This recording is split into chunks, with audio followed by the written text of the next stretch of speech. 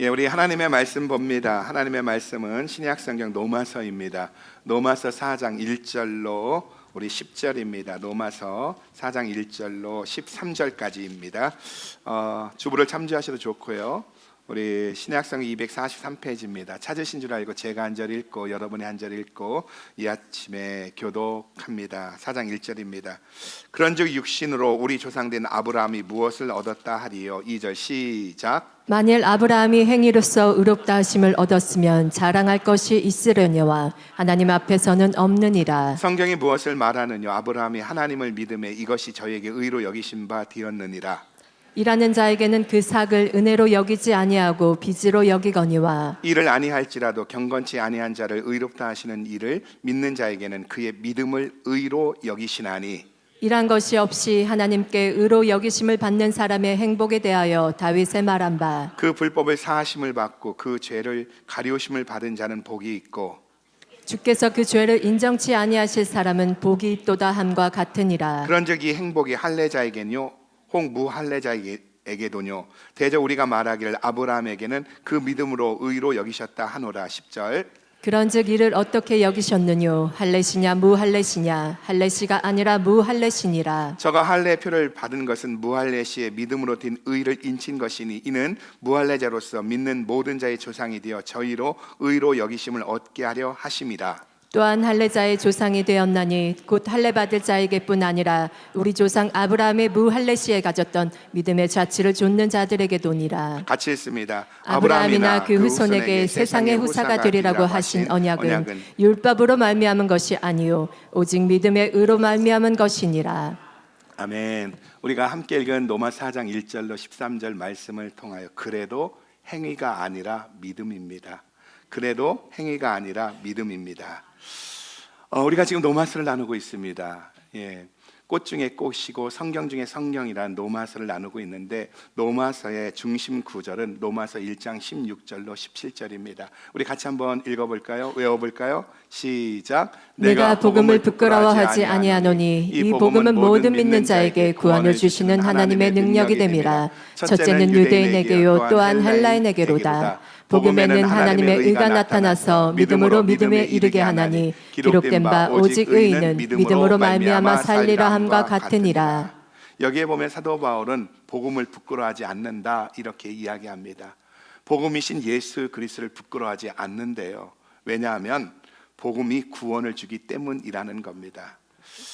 이것이 로마서의 중심 주제입니다. 예수 그리스도가 복음이고 예수 그리스도 이 복음이 구원을 준다는 겁니다. 그래서 이 이야기를 선포하면서 이 하나님의 복음을 증거하기 위해서 로마서가 쓰여졌다는 겁니다. 여러분, 이 복음을 받아들이기 위해서는 인간이 누구인지 알아야 됩니다. 복음을 알기 위해서 내가 누구인지를 알아야 한다는 거예요. 그래서 복음이신 예수님을 이야기하고 난 다음에 로마서는요 인간이 누구인지에 대해서 설명해 주고 있다는 겁니다. 모두가 죄인이라는 겁니다. 로마서 1장에서는 하나님 없이 살아가고 있는 이방인들이 어떤 죄 가운데 있는지 죄에 대해서 나열을 합니다. 동성, 연애, 살인, 간음, 그리고 악독 이런 21가지 죄를 이야기합니다. 그리고 로마서 2장 초반부에서는 도덕주의자들, 나는 깨끗하다고 말하는 사람들, 이런 도덕주의자들이 어떤 죄 가운데 있는지에 대해서도 이야기합니다. 그리고 2장 후반부에서는 종교인들, 하나님의 말씀을 받은 사람들, 말씀을 전하는 사람들, 요즘 소위 말하는 목사라고 하는 사람들, 특히 유대인들이 어떤 죄 가운데 있는지를 열거하고 있다는 거예요. 그래서 복음을 이야기하고 이 복음을 받아들이기 위해서는 인간이 누구인지 알아야 된다. 그런데 인간은 죄인이라는 거예요. 그래서 로마서 3장 전반부에서 이방인이나 유대인이나 모든 사람이 죄 아래 있다는 중요한 결론을 내리고 있다는 겁니다. 의인은 없나니 하나도 없다는 거예요. 그러면서 로마서 3장 후반부에서 이런 질문을 합니다. 그러면 모든 사람이 죄인이라면 이런 죄인이 하나님 앞에서 어떻게 의롭다함을 받을 수 있겠느냐? 모든 사람이 죄인인데 어떻게 하나님 앞에 나갈 수 있겠느냐? 그리고 그 대답으로 가능하다고 말을 합니다. 그러면서 또 이야기합니다. 율법을 지키려는 율법의 행위나 인간의 도덕적 행위를 통해서는 안 된다는 거예요. 그 누구도 자신의 행동을 가지고는 하나님 앞에서 의롭다함을 얻을 수가 없다는 겁니다. 그러면서 오직 복음이신 예수 그리스도를 믿음으로써만 하나님 앞에 우리가 의롭다함을 얻을 수 있다는 사실을 3장 마지막 부분에서 강조하는 거예요. 모든 사람이 죄인인데 어떻게 하나님 앞에 나갈 수 있느냐? 율법으로 안 된다. 행동으로 안 된다. 오직 믿음으로만 가능하다 하면서 3장 22절 이렇게 말씀합니다. 같이 읽어봅니다. 시작. 곧 예수 그리스도를 믿음으로 말미암아 모든 믿는 자에게 미치는 하나님의 은이 차별이 없느니라. 네, 하나님의 의는 차별이 없는데 예수 그리스도를 믿음으로 가능하다는 거예요. 그리고 3장 28절 계속 봅니다. 시작. 그러므로 사람이 의롭다 하심을 얻는 것은 율법의 행위에 있지 않고 믿음으로 되는 줄 우리가 인정하노라. 예, 사람이 의롭다 하심을 얻는 것은 율법의 행위에 있지 않고 예수 그리스도를 믿음으로 의롭다함을 받는다는 겁니다. 이렇게 믿음으로만 의롭게 되어진다는 말씀을 3장 22절에서 3장 26절에서 3장 28절에서 반복해 선포한 후에 4장에 넘어오면서 똑같은 말씀을 또다시 언급하고 있는 겁니다. 여러분 무슨 말인지 알겠어요? 그만큼 가르쳐도 안 되는 우리들처럼, 지긋지긋하게 말 안 듣는 우리들처럼 이상한 소리만 하는 사람들이 있었기 때문이라는 거예요. 이렇게 예수를 믿음으로 구원을 받는다고 외쳐도 율법을 지켜야 합니다. 그래도 할례를 받아야 합니다. 그래도 술, 담배 끊어야 합니다. 이런 식으로 나온다는 거예요. 여러분, 로마서는요, 모든 사람을 위한 편지입니다. 다시 말해서 모두가 로마서의 수신자라는 거예요. 로마 사람뿐만 아니라 오늘을 사는 우리도 수신자라는 거예요. 그러나 바울이 편지를 쓸 때, 이 로마서를 쓸 때 1차적인 독자는 누구냐 하면은 로마에 살고 있는 유대인 크리스찬들입니다. 예, 메시아닉 주, 유대인 크리스찬들이에요. 여러분, 유대인들에게 가장 존경한 사람이 누구입니까? 가장 위대한 사람이 누구입니까? 하고 물으면 그들은 남녀 구별 없이 거침없이 두 사람을 이야기합니다. 그 두 사람이 누군지 아세요? 아브라함이고요, 다윗이라는 겁니다. 이스라엘 역사상 가장 위대한 사람, 존경받는 사람은 아브라함과 다윗이라는 거예요. 그래서 바울은 오늘 본문 4장에서 유대인들이 가장 존경한다는, 가장 위대하다고 말하는 다윗과 아브라함도 행위로 구원을 얻지 못하고 율법으로 구원을 얻지 못하고 오직 믿음으로만 구원을 얻었다는 사실을 다시 증명하고 있다는 거예요. 믿음으로 구원받습니다 하니까 아멘하고 뒤돌아서서 뭐라 합니까? 그래도 율법을 지켜야지요. 할례를 받아야지요. 담배는 끊고 나와야지요. 그렇게 이야기하는 사람들에게 지금 사도 바울은요, 유대인들이 가장 존경하는 다윗과 아브라함 이 두 사람을 이야기하면서 이들도 행위가 아니다, 이들도 율법이 아니다, 이들도 할례가 아니다, 이들도 믿음으로 구원을 받았다는 것을 이야기하고 있다는 거예요. 여러분, 먼저 아브라함에 대해서 볼까요? 여러분, 아브라함이 누구죠? 유대인의 조상입니다. 하나님께서 너는 본토 친척 아비집을 떠나 내가 네게 지시할 땅으로 가라는 말씀을 붙들고 갈대 우르에서 유브라데스 강을 건너서 바로 이 팔레스타인에 온 유대인의 조상입니다. 또 하나님은 이런 아브라함에게 네 자손의 밤하늘의 별처럼 많아질 것이라고 약속을 하심으로써 믿음의 민족의 조상을 넘어서 믿음의 조상이 되게 했다는 거예요. 이처럼 아브라함은요, 믿음의 조상으로 지상에서 가장 독특한 민족이었던 이스라엘 민족의 조상일 뿐만 아니라 아랍 민족의 조상이고요, 동시에 전 세계에 흩어져 있는 그리스도인들의 믿음의 조상으로 추앙받는 사람이라는 겁니다.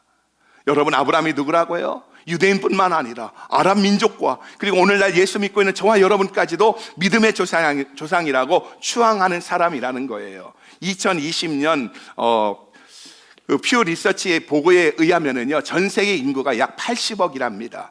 80억 인구 중에 기독교인이 23.8억이고요, 무슬림이 19억이고요, 또한 유대교를 믿는 유대인들이 1,500만이라고 합니다. 그러니까 전 세계 80억 중에 43억이, 그리고 전 세계 80억 중에 53%가 아브라함을 믿음의 조상이라고 부르고 있다는 거예요. 여러분, 바울이 이런 아브라함을 소개하는 이유가 어디 있는지 아세요? 아브라함이 이런 놀라운 이력을 가지고 있고 존경을 받고 타이틀을 가지고 있기 때문에 그가 구원받고 의롭다함을 받을 수 있다는 것을 증명하기 위해서냐는 거예요. 아니라는 거예요. 사도 바울이 오늘 아브라함을 이야기하는 것은요, 아브라함이 이런 이력과 타이틀을 가지고 있음에도 불구하고 전 세계 80억 중에 53억이 그를 향해서 믿음의 조상이라고 말하고 있음에도 불구하고 아브라함 자신은 행위를 통해서 하나님 앞에서 의롭다함을 얻을 수 없다는 사실을 증명하기 위해서라는 거예요. 그래서 오늘 본문 로마 4장 1절은 이렇게 말씀하고 있다는 겁니다. 우리 로마 4장 1절과 2절 읽어봅니다. 시작. 그런즉 육신으로 우리 조상된 아브라함이 무엇을 얻었다 하리요? 만일 아브라함이 행위로서 의롭다 하심을 얻었으면 자랑할 것이 있으려니와 하나님 앞에서는 없느니라. 무슨 말이죠? 온 유대인과 아랍인과 크리스찬의 믿음의 조상이라고 불려지는 아브라함도 행위로 의롭다함을 받은 것이 아니라는 거예요. 행위로 구원을 받은 게 아니라는 거예요. 이렇게 믿음의 조상이라는 아브라함마저도 자기의 행위를 가지고 의롭다함을 얻을 수 없다면 우리는 어떻게 했느냐는 거예요. 우리의 노력이나 우리의 선행으로 하나님 앞에서 의롭다함을 얻을 수 있겠느냐는 거예요. 그런 아브라함도 행위로 의롭다함을 얻을 수 없다면 오늘을 살아가는 저와 여러분도 선행으로 율법을 지킴으로 의롭다함을 얻을 수 있겠느냐는 거예요. 바울이 이렇게 말하자 아브라함은 자신의 행위로 구원을 받지 않았다고 말하자 어떤 유대인이 그러는 겁니다. 그래도 아브라함은 하나님의 율법을 신실하게 지켰기 때문입니다. 다시 머리를 디미는 거예요. 믿음으로 구원을 받았다고 하니까 무슨 말이냐고 아브라함이 율법을 지켰다고 말을 하는 겁니다. 여러분 그런데 이걸 아세요? 이스라엘 역사 속에서 하나님의 말씀인 율법을 이스라엘 민족에게 전달해 준 사람이 누구죠? 누가 하나님으로부터 율법을 받아서 이스라엘 민족에게 전달해 줬죠? 딩동댕 모세입니다. 근데 모세는요 아브라함의 7대 손입니다. 아브라함보다 훨씬 후대 사람입니다. 아브라함보다 600년 이후의 사람입니다. 그러니까 아브라함 때에는 율법이 있지 않았다는 거예요. 다시 말해 아브라함은 분명하게 율법을 지키는 행위를 통해서 의롭다함을 얻은 사람이 아니라는 거예요. 율법을 보지도 못하고 듣지도 못했는데 어떻게 아브라함이 율법을 지켰겠느냐는 거예요. 그것이 오늘 본문 13절입니다. 아브라함은 율법으로 구원받은 게 아니래요. 13절 다시 읽어봅니다. 시작. 아브라함이나 그 후손에게 세상의 후사가 되리라고 하신 언약은 율법으로 말미암은 것이 아니요 오직 믿음의 의로 말미암은 것이니라. 율법이 아니라는 거예요. 믿음이라는 거예요. 그랬더니 또 어떤 유대인이 머리를 디미는 겁니다. 아이 그래도 아브라함은 할례를 받지 않았습니까? 아브라함이 하나님께 의롭다함을 받은 것은 할례를 받아서 그런 것이 아니냐고 따졌나 봅니다. 여러분 창세기 17장에 보면은 99세 된 아브라함에게 하나님이 나타나셔서 하나님과 아브라함 사이에 언약하시는 장면이 나옵니다. 99세 된 아브라함에게 하나님이 나타나셔서 너는 이제는 아브라함이 아니라 아브라함이다. 너는 이제 열국의 아비다. 열국의 아비가 되라고 언약을 하십니다. 그리고 그 언약의 징표를 어떻게 합니까? 할례를 행하라고 합니다. 그래서 할례는요 언약의 징표입니다. 그런데 시간이 지나면서 언약의 증표인 할례가요 이스라엘 민족에겐 하나님 백성이 되기 위한 반드시 통과해야 할 종교의식이 되어졌다는 거예요. 다시 말해 할례만 받으면 하나님 백성이 되고 할례만 받으면 구원받는다고 여겼다는 거예요. 여러분 아브라함도 할례를 받았습니다. 근데 오늘 본문 9절 이하에 보면은요 사도 바울이 무엇을 지적하고 있는지 아세요? 아브라함이 할례 받은 것은 사실이라는 거예요. 그래요 아브라함이 할례 받았다는 거예요. 그러면 언제 아브라함이 할례를 받았느냐는 거예요. 아브라함이 할례를 받은 것은 창세기 17장입니다. 99세 되어졌을 때 하나님이 나타나셔서 언약을 하시고 언약의 징표로 아브라함에게 할례를 행하라고 하셨습니다. 그래서 아브라함이 할례를 받았습니다. 그런데 창세기 15장에 보면은요 하나님은 아브라함이 할례를 받기 전인 창세기 15장에 보면 아브라함을 의롭다 여기셨다는 거예요. 할례 받기 전에 의롭다 여기심을 주셨다는 거예요. 이 이야기가 9절과 10절입니다. 한번 읽어봐요. 9절과 10절 시작. 그런즉 이 행복이 할례자에게뇨 혹 무할례자에게도뇨 대저 우리가 말하기를 아브라함에게는 그 믿음을 의로 여기셨다 하노라. 그런즉 이를 어떻게 여기셨느뇨 할례시냐 무할례시냐 할례시가 아니라 무할례시니라. 사도 바울은 이렇게 말하고 있는 거예요. 하나님이 아브라함을 향해서 사람들은 할례를 받았기 때문에 의롭다함을 받았다고 말하는 사람들에게 무슨 말이냐? 하나님이 아브라함에게 의롭다고 말한 것은 할례 받기 전이다, 무할례시다 이렇게 이야기하는 겁니다. 그러니까 할례는요 창세기 17장에서 아브라함이 99세 때에 하나님께서 약속하시고 약속의 징표로 받게 하신 것이 할례라는 거예요. 그러나 하나님이 아브라함을 향해서 의롭다고 여겨주신 것은요 창세기 15장 그러니까 여러분 13년 전 99세 때 하나님이 아브라함이 할례를 받았는데 할례를 받기 전인 13년 전인 86세 때 창세기 15장 때에 하나님께서 아브라함을 향해서 의롭다 여겨주셨다는 거예요. 그러니까 할례와 의로움은 관계가 없다는 거예요. 언약의 증표지 할례가 구원의 조건이 아니라는 거예요. 이럴 때 아멘 나올 줄 알았는데, 여러분 창세기 15장에 보면은요, 하나님이 어느 날 밤에 아브라함을 밖으로 이끌어내시고는 밤하늘에 별을 세어보라고 합니다. 그래서 아브라함 별을 세는 거예요. 별 하나 나 하나 별 둘 나 둘 하면 1, 2, 3, 4 하면서 하나 둘 셋 넷 우노 도스 트레스 하면 이게 막 세는 겁니다. 그랬더니 하나님께서 아브라함에게요, 저 밤하늘에 저 수많은 별들을 보여주면서 네 자손이 앞으로 이렇게 많아질 것이라고 약속해 주셨다는 거예요. 그래서 아브라함이 19절 이하의 말씀과 같이 100세나 되어 자기 몸이 죽은 것을 알고, 자기 아내 사레의 태가 죽은 것을 알고, 자기에게 자식이 한 명도 없음에도 불구하고 어떻게 합니까? 밤하늘의 별처럼 네 자손이 많아질 거야, 이렇게 약속하셨더니 그 약속을 믿었다는 거예요. 그리고 성경은 말씀하기를 이때 하나님께서 아브라함의 이 믿음을 의로 여기셨다, 이렇게 이야기합니다. 그러면 여기서 우리에게 질문이 생겨요. 하나님은 아브라함에게 밤하늘의 별같이 네 자손을 주겠다 하시고, 아브라함이 이것을 믿었고 하나님 이것을 의로 여기셨다는 이 말씀이 도대체 어떤 의미가 있느냐는 거예요. 왜 약속을 믿었다는 것이 의가 되었느냐는 거예요. 왜 구원이 되었느냐는 거예요. 자식 없는 아브라함에게 네 자손이 많아질 거야, 아멘 하는 순간 의로 여겼다면, 마찬가지로 오늘 또 하나님이 나에게 네가 병난음을 받는다 할 때 아멘 하는 순간 나도 그럼 의롭다움을 받았느냐는 거예요. 그런 질문이 생기잖아요. 그런데 그 해답을 갈라디아 3장에서, 특별히 갈라디아서 3장 16절에서 이렇게 말씀하고 있다는 거예요. 그 해답을 찾을 수가 있다는 거예요. 같이 한번 읽어봅니다. 시작. 이 약속들은 아브라함과 그 자손에게 말씀하신 것인데 여럿을 가리켜 그 자손들이라 하지 아니하시고 오직 하나를 가리켜 내 자손이라 하셨으니 곧 그리스도라. 여러분 여기 잘 보세요. 잘 보면은 여기서 중요한 것이 무엇인지 아세요? 하나님께서 아브라함에게 밤하늘의 별처럼 자손을 줄 것이라는 사실이 중요한 게 아니라, 그 많은 자손 가운데 한 중요한 자손이 오는데 그 자손이 바로 누구라고요? 그리스도라는 거예요. 다시 말해 아브라함의 후손 가운데 그리스도가 오신다는 거예요. 하나님은요 아브라함의 후손 가운데 그리스도 메시아를 보내시겠다고 약속하신 겁니다. 그리고 아브라함은 자신의 후손을 통해서 인류를 구원하실 구원자를, 메시아를, 그리스도를 보낸다는 사실을 믿었다는 거예요. 하나님께서 아브라함에게 의로 여기셨다고 할 때 그 자식을 주겠다는 그 약속을 믿은 것에 대해서 의로 여기신 것이 아니라 그 수많은 자손 가운데 하나님 중요한 자손 그리스도 메시아를 준다는 사실을 아멘하고 믿었다는 거예요. 그때 하나님이 아브라함을 의로 여기셨다는 거예요. 여러분, 그러면 이 아브라함의 믿음과 우리의 믿음이 다르냐는 거지요. 본질에 있어서 동일한 믿음이라는 겁니다. 아브라함은 하나님이 그에게 장차 보내주실 그리스도를, 메시아를 믿었다면, 장차 오실 메시아를 믿었다면, 장차 오실 예수 그리스도를 믿었다면 우리는 우리를 위해 이미 보내주신 예수를 믿는 것이기 때문에 믿음의 본질상 같은 줄 믿으시기 바랍니다. 예수님 자신도요 요한복음 8장 56절에 이 사실을 이렇게 말씀하고 있습니다. 같이 한번 읽어볼까요? 시작. 너희 조상 아브라함은 나의 때 볼 것을 즐거워하다가 보고 기뻐하였느니라. 여러분 아브라함의 기쁨이 뭐라고요? 아브라함의 기쁨이 뭐라고요? 아브라함은 자기 후손 가운데 오실 메시아 그리스도를 보고 기뻐했다는 거예요. 지금 사도 바울이 이야기하고 있고요, 예수님이 이야기하고 있는 이유가 뭐지요? 아브라함의 믿음을 의로 여겼다고 할 때 그 믿음이 뭐라고요?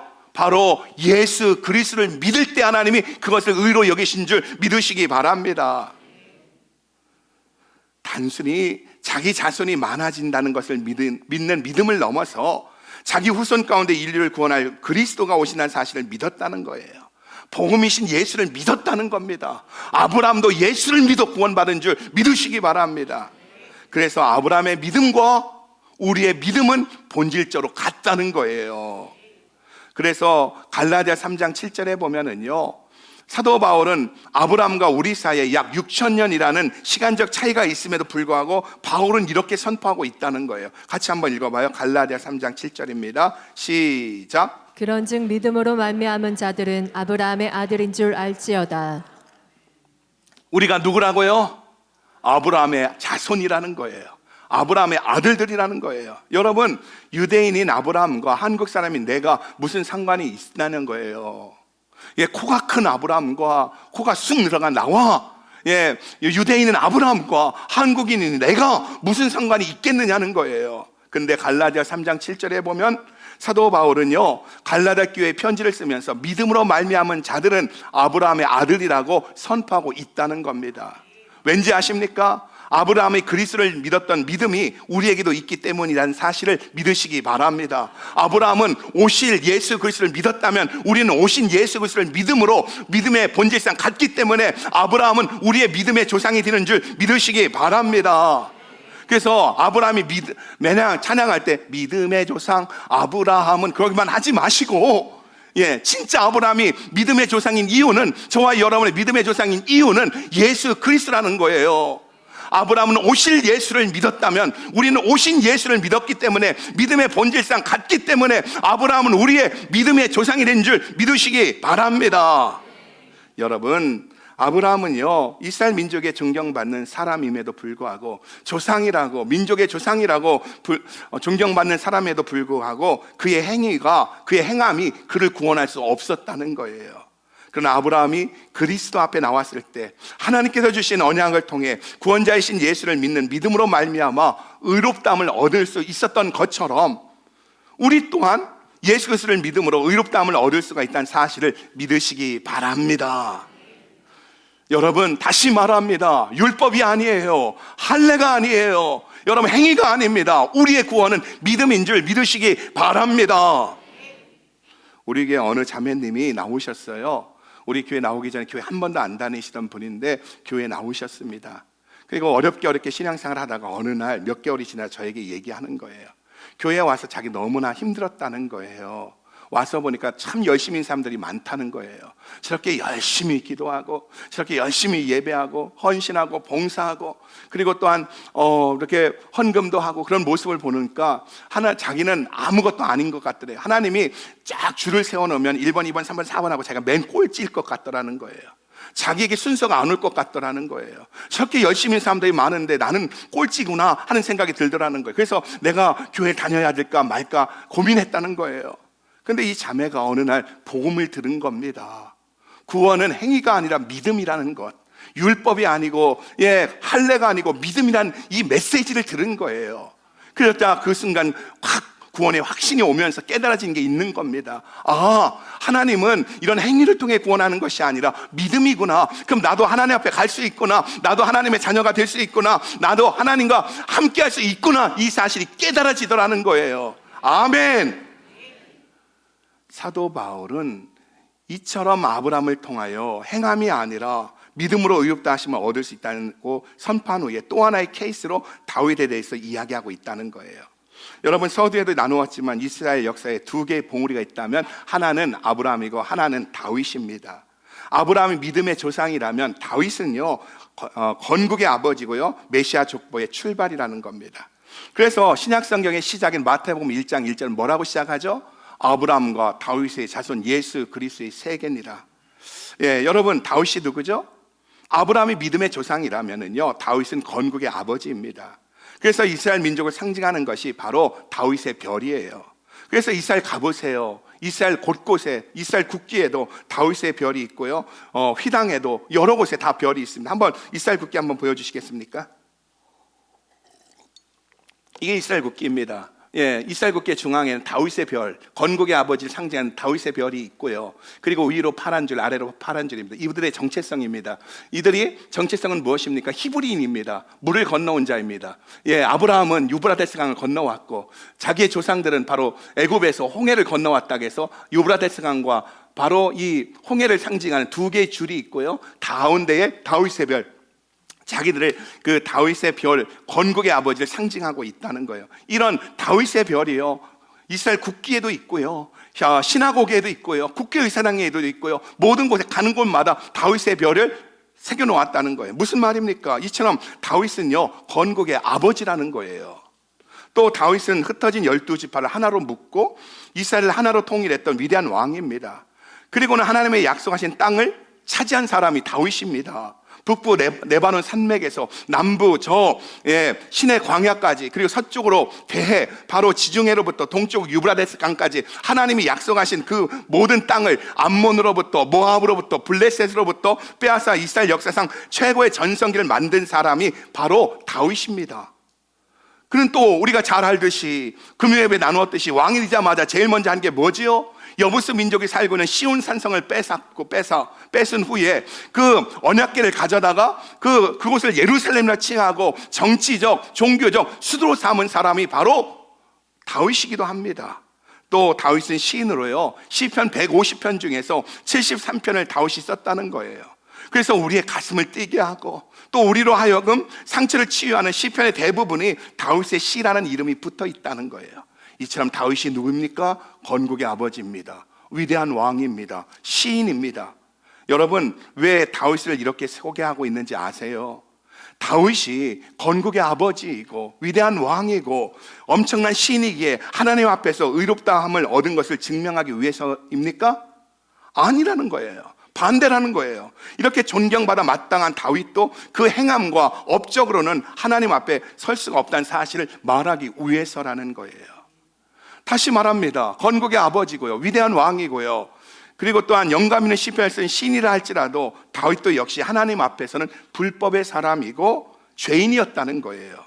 그래서 6절과 7절을 보면 이렇게 말씀하고 있다는 겁니다. 같이 한번 읽어봐요. 시작. 일한 것이 없이 하나님께 의로 여기심을 받는 사람의 행복에 대하여 다윗의 말한 바, 그 불법을 사하심을 받고 그 죄를 가리우심을 받는 자는 복이 있고.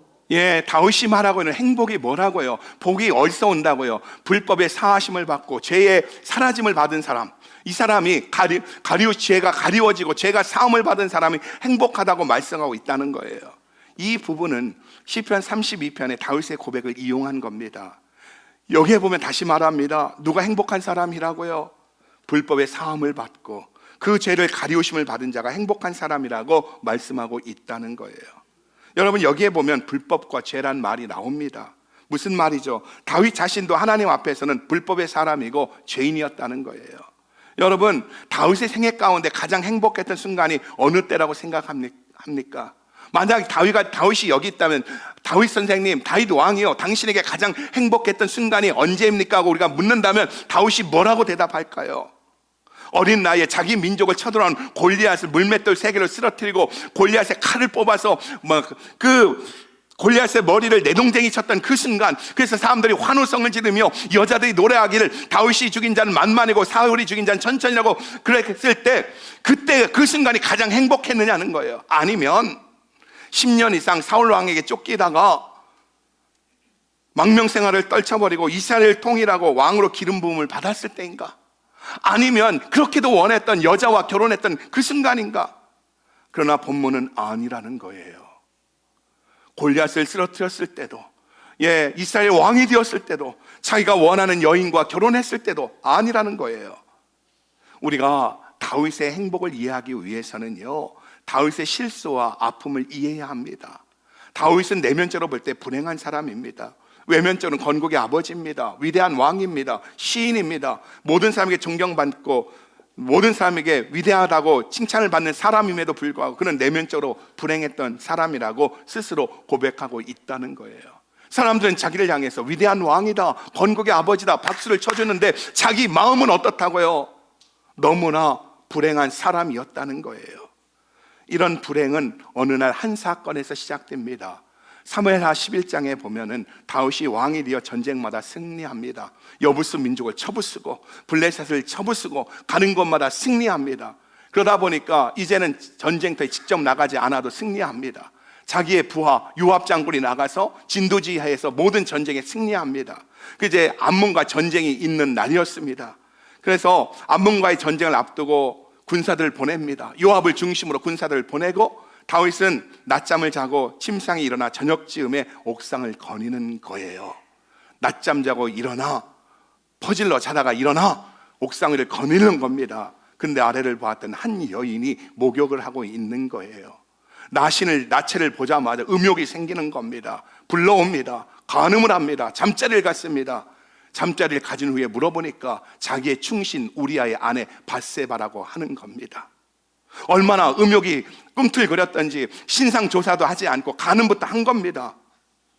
그런데 얼마 뒤에 밧세바로부터 소식이 전해집니다. 임신했다는 거예요. 다윗은 우리의 아내 밧세바가 임신하자 이 사실을 은폐하려고 어떻게 합니까? 자에게 주어진 위치와 힘을 이용해서 우리아를 치열한 전쟁터에 보내어 죽게 합니다. 요압에게 편지를 씁니다. 가장 치열한 전쟁터 앞에 우리아를 세워놓고 군대를 빼라는 겁니다. 그래서 군대가 빠져서 결국 암몬 사람에 의해서 바로 우리아는 죽게 되어집니다. 무슨 말이죠? 간음하고는 임신했다고 하자 완전히 덮기 위해서 살인까지 저지른 겁니다. 완전 범죄를 만든 거예요. 그러나 그날 이후로 완전 범죄를 저지른 이후로 다윗은 밤잠을 이루지 못합니다. 그의 마음속에서 평화가 사라졌고요, 그의 마음속에 노래가 사라진 겁니다. 괴롭고 고통스러운 날이 계속됩니다. 그때 다윗의 심정을 잘 표현하고 있는 고백이 시편 32편입니다. 완전 범죄지만 그 마음속에는 이 죄악 때문에, 무거운 죄짐 때문에 시편 32편 3절과 4절 읽어봅니다. 시작. 내가 토설치 아니할 때에 종일 신음함으로 내 뼈가 쇠하였도다. 주의 손이 주야로 나를 누르시오니 내 내 진액이 화하여 여름 가물의 마름같이 되었나이다. 여기 보면 다윗은 자기 마음속에 경험하고 있는 죄책을 있는 그대로 고백합니다. 완전 범죄처럼 만들었지만 그 죄책이 자기를 짓누릅니다. 밖으로는 완전한 범죄를 만들었지만 자기 안에 있는 죄책감이 종일 신음하게 하고요, 뼈를 녹게 하고요, 진액을 마르게 한다고 고백하고 있다는 거예요. 자기의 뼈를 녹게 하고 진액이 나를 짓누르나이다. 그런데 어느 날 나단 선지자가 찾아와서는 지금 다윗이 고통스러워하고 영혼을 황폐케 하는 원인을 직시하도록 만들었다는 겁니다. 그것은 바로 해결되지 못한 죄였다는 거예요. 감춰두었던 죄였다는 거예요. 그래서 완전 범죄로 여겼던 죄를 들추어 버리는 겁니다. 그래서 다윗을 하여금 자신의 죄를 자백하게 합니다. 나단 선지자의 도움으로 자기의 죄를 고백하는 그 순간, 하나님으로부터 내가 너를 용서한다는 용서를 확신한 그 순간, 그 시작부터 다윗은 자기 생애의 최고의 행복을 경험하게 했다는 거예요. 다윗이 말하는 최고의 행복은요, 골리앗을 쓰러뜨린 순간도 아니고, 이스라엘 왕이 된 순간도 아니고, 자기가 좋아하는 여자와 함께 잠을 잤던 그 순간도 아니라, 최고의 행복의 순간은 뭐라고요? 자기의 죄를 사함을 받았을 때, 하나님부터 용서를 받았을 때 최고의 행복이 왔다고 고백하고 있는 줄 믿으시기 바랍니다.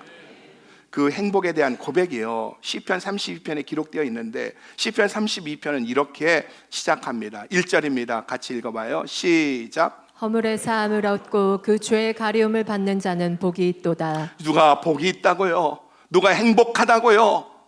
허물의 사함을 받고 그 죄의 가리우심을 받은 사람, 죄의 사함을 받고 죄의 가리우심을 받은 사람이 복이 있다. 여러분의 뼈가 여름 가뭄처럼 말라가고 있습니까? 여러분, 죄 사함 받으셔야 돼요. 그러면서 5절에 이렇게 고백합니다. 같이 읽어봐요. 시작. 내가 이르기를 내 허물을 여호와께 자복하리라 하고 주께 내 죄를 아뢰고 내 죄악을 숨기지 아니하였더니 곧 주께서 내 죄의 악을 사하셨나이다. 여러분, 이번 비전 집회 가운데 이런 은혜가 있기를 주의 이름으로 축복합니다. 오늘 본문 로마 4장 7절 말씀은 시편 32편을 인용한 것이라는 사실을 잊지 마시기 바랍니다. 그 불법의 사함을 받고 그 죄의 가리우심을 받은 자가 복이 있다. 여기에 보면 중요한 두 단어가 나와요. 하나는 사하심이고 하나는 가리우심입니다. 사하신다는 단어는 원어로 보면 없앤다는 뜻으로 용서했다는 의미입니다. 여러분, 죄를 범한 사람에게 가장 큰 소원이 있다면 그것은 자기의 죄가 없어지는 것을 보는 것일 겁니다. 그래서 사람들은 죄를 짓고 나면 어떻게 합니까? 그 죄의 기록을 없애려고 한다는 거예요. 권력을 이용해서, 돈을 이용해서, 연주를 이용해서 자기의 죄의 기록을 없애려고 한다는 거예요. 그런데 문제는 없어지지가 않는다는 거예요.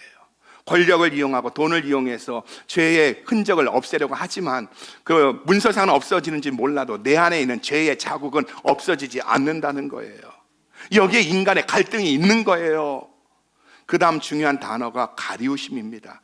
행복을 이야기할 때 죄의 사하심을 받고, 두 번째 단어는 죄의 가리우심을 받은 자가 행복하다. 죄인들은요, 자기가 죄를 범했다는 자체보다 더 두려워하는 것이 있습니다. 그건 뭔지 아세요? 그 죄가 노출되는 겁니다. 자기 죄가 노출되면 견딜 수 없어 부끄러워한다는 거예요. 그래서 덮어버리고요, 가리려고 노력한다는 겁니다. 그런데 문제는 뭐라고요? 신명기 말씀처럼요, 너희 죄가 반드시 너희를 찾아낸다는 말씀처럼 죄는 가려지지 않는다는 거예요.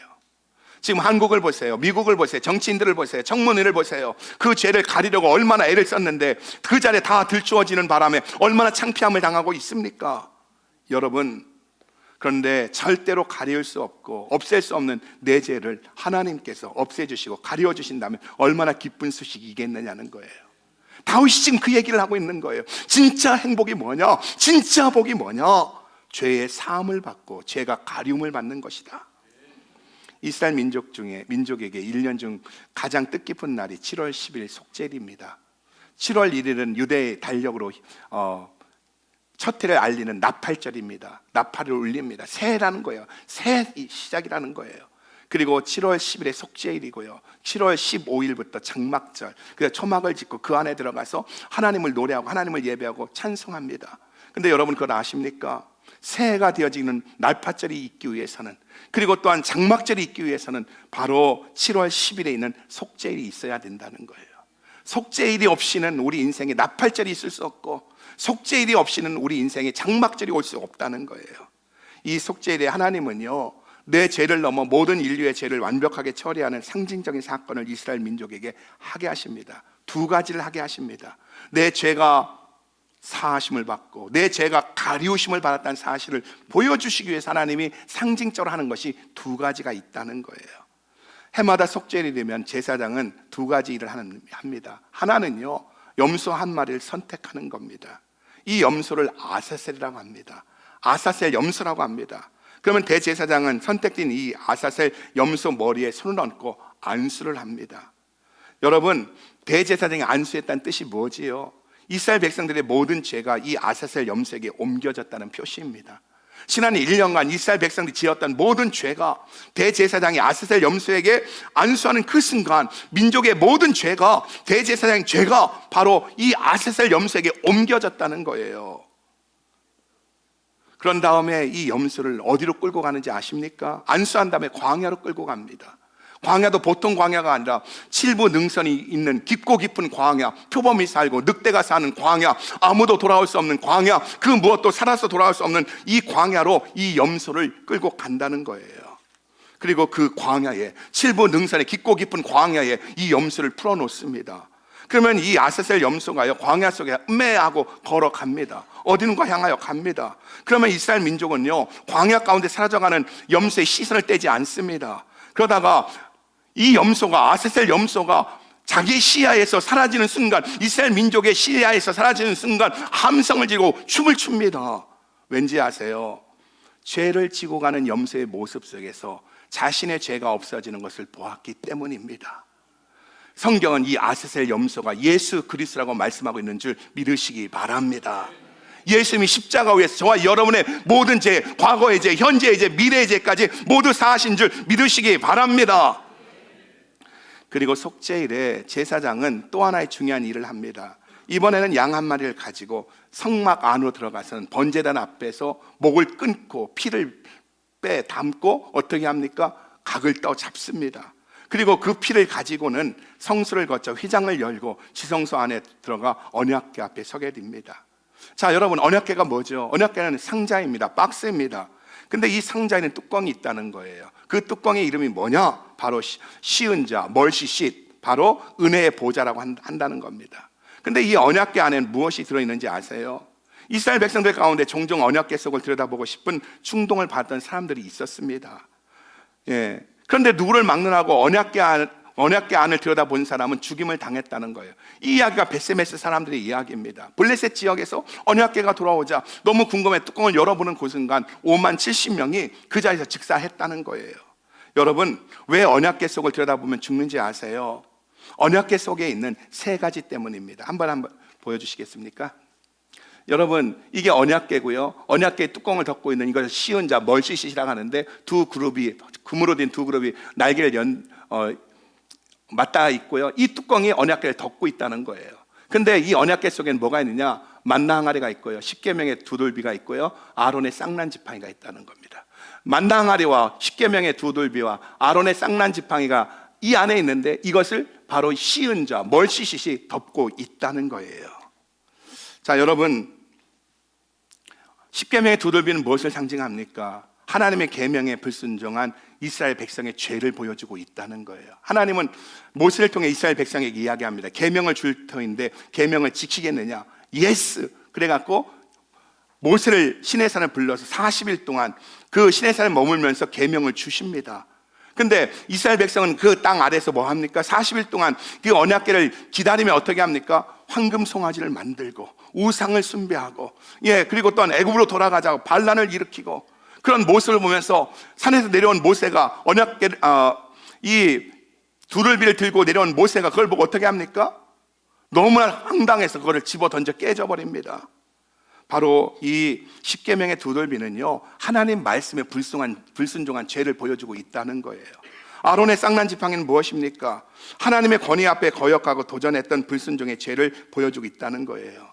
민수기 16장에 보면 제사장 고라와 누구벤 자손인 다담과 아비람과 250명의 족장들이 반란을 일으킵니다. 모세를 향하여, 아론을 향하여, 너만 제사장이냐? 나도 제사장이다. 너만 선택했냐? 나도 선택했다. 나도 너희와 똑같은 사람이다 하면서 반란을 일으킵니다. 그때 하나님께 어떻게 합니까? 너희들의 지팡이를 가져오라고 합니다. 그리고 그 지팡이 가운데 그 다음날 보니까 아론의 쌍난 지팡이에서 살구꽃이 피는 겁니다. 하나님께서 영적 권위를 인정해 주시는 거예요. 그렇기 때문에 아론의 쌍난 지팡이는 뭐지요? 하나님의 권위에 거역하고 하나님의 권위에 반역한 죄를 보여주고 있다는 거예요. 그리고 여러분, 만나 항아리가 뭡니까? 하나님의 축복에 원망하고 불평했던 죄를 보여주고 있다는 거예요. 이스라엘 민족의 대표적인 죄를 보여주고 있는 거예요.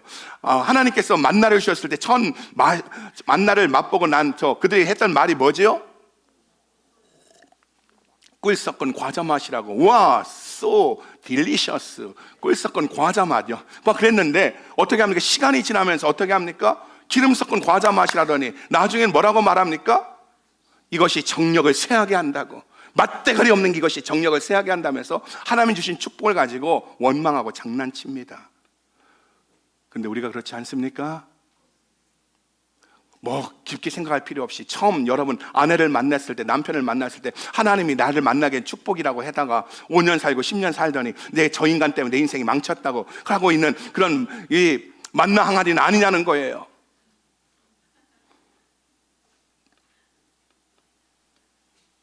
그래서요, 바로 이 언약궤 속에 있는 십계명의 두 돌비와 그리고 또한 아론의 쌍난 지팡이와 만나 항아리는 이스라엘 민족의 대표적인 죄를 보여주고 있다는 거예요. 그래서 언약궤 뚜껑을 열면 이스라엘 범죄가 보여서 하나님은 심판할 수밖에 없는 겁니다. 그래서 언약궤 뚜껑을 연 사람은 다 죽는 거예요. 그런데 감사한 것은 이 범죄의 내용물을 담고 있는 언약궤가 쉬운 자라는 뚜껑으로 덮여 있다는 거예요. 그리고 대제사장은요, 속죄일에 속죄양의 피를 가지고 성수를 지나고 지성소의 커튼을 지나서 지성소에 들어가서 언약궤를 덮고 있는 그 시은자 위에다가 그 속죄양의 어린 양의 피를 쏟아 붓는 겁니다. 그러면 하나님이 보실 때 뭐만 보인다고요? 어린 양의 피만 보인다는 거예요. 이스라엘의 죄가 보이는 것이 아니라, 이스라엘의 허물이 보이는 것이 아니라 하나님이 보실 때 보이는 것이 뭐라고요? 어린 양의 피라는 거예요. 어린 양의 피가 범죄를 덮고 있기 때문에 범죄가 보이는 것이 아니라 속죄 양의 피만 보인다는 겁니다. 여러분, 이 언약궤를 우리 마음에 한번 적용해 보십시다. 언약궤 안을 들여다보듯이 내 마음의 뚜껑을 열면 우리의 마음속은 무엇이 있겠느냐는 거예요. 자, 우리 옆 사람 눈 보고 인사합니다. 당신 마음에 뭐가 있나요? 시작. 그래, 한마디 합시다. 보인다, 보여.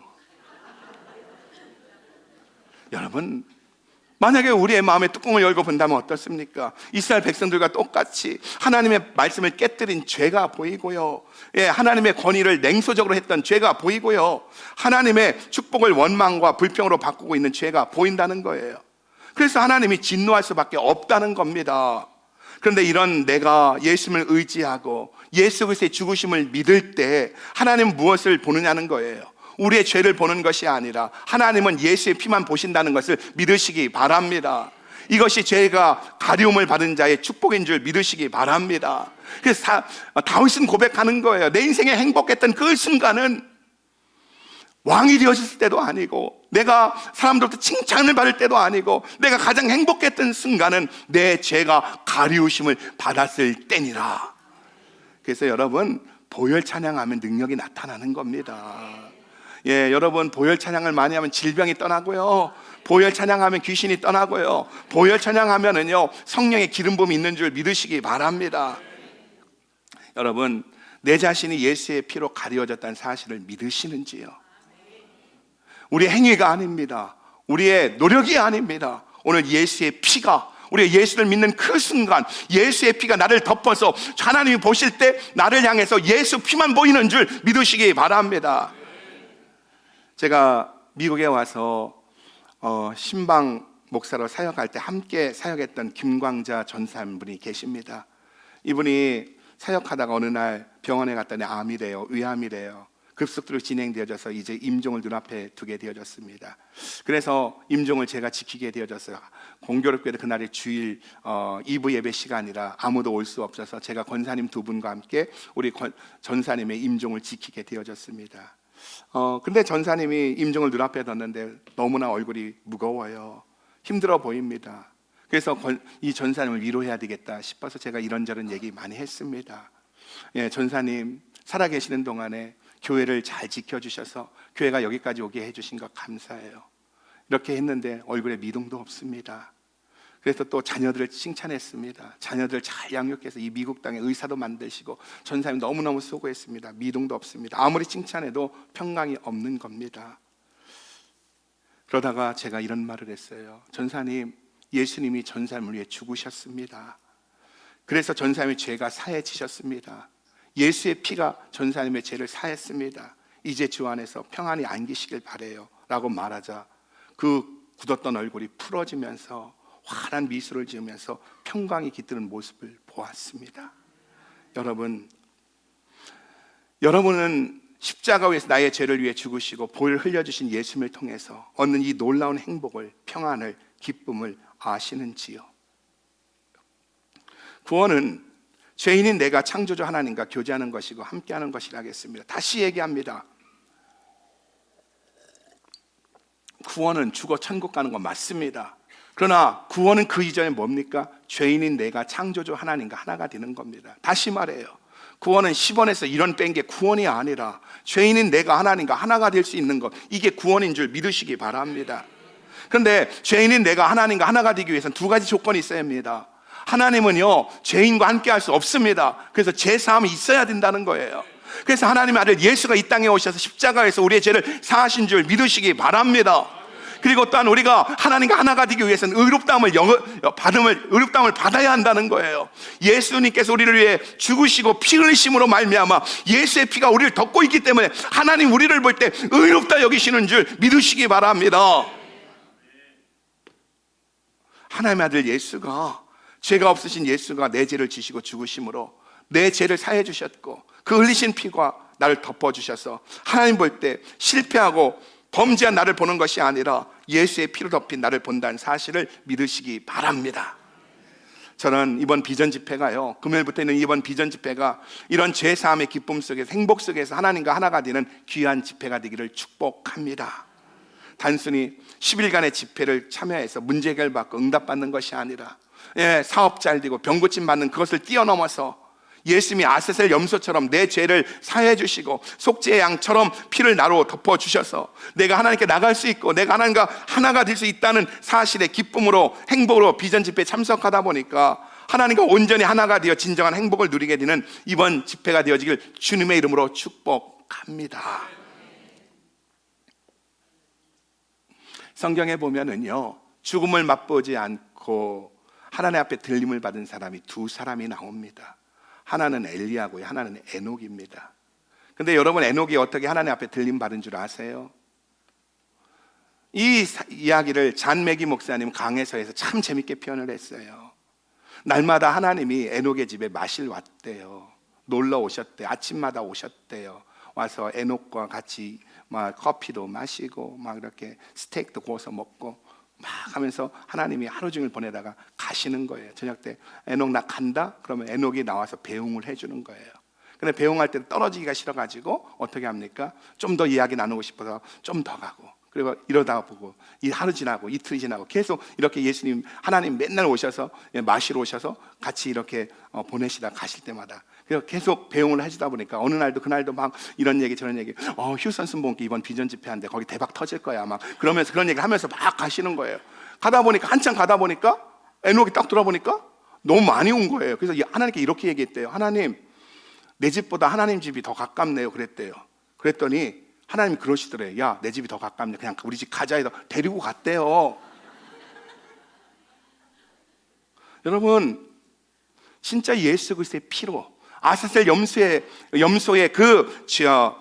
염소처럼 내 죄를 사하시고 속죄양처럼 피를 흘려 덮어주신 예수 그리스도의 피로 우리가 하나가 되어져서 하나님과 하나가 되어져 춤을 추고 하나님과 하나가 되어져 기뻐하는 이번 비전 집회가 되어지길 주의 이름으로 축복합니다. 이게 진짜 행복이에요. 이게 진짜 집회고 이게 진짜 기적인 줄 믿으시기 바랍니다. 이런 은혜가 있기를 주님의 이름으로 축복합니다.